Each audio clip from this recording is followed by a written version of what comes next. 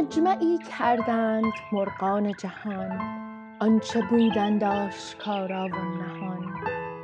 جمله گفتند این زمان در روزگار، نیست خالی هیچ شهر از شهریار.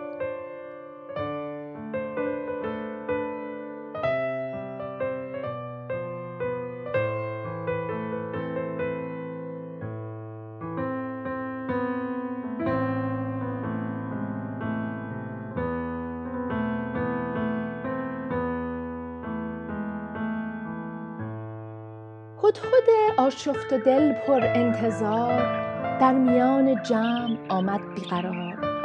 هست ما را پادشاهی بی خلاف، در پس کوهی که هست آن کوه قاف.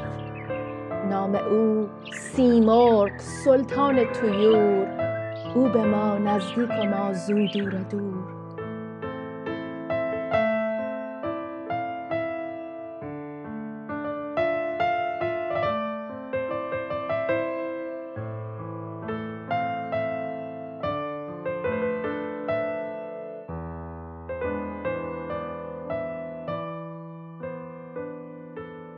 گفت ما را 7 وادی در ره است، چون گذشتی 7 وادی درگه است.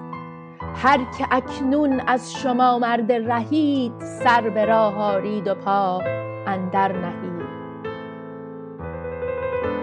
100 هزاران مرغ در راه آمدند، سایبان ماهی و ماه.